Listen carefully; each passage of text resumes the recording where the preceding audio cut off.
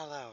As most of y'all have read from the video title, um, there's not going to be a proper workshop or decoded video this week. The reason, those of you who saw the announcement in the Discord are already aware.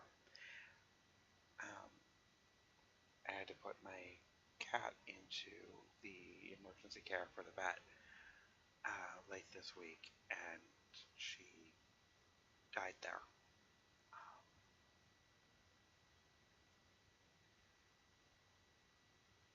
It's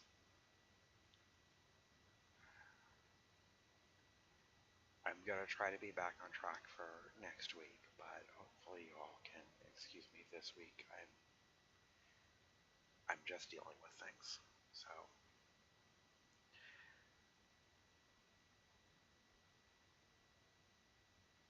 So yeah, I guess this is probably the worst way to remind people that despite having an animated cat on the screen, there's actually a real person behind it all. But yeah, I'm sorry for letting you all down, but I right now I just need to deal. Take care, people. The series will be back, just not this week.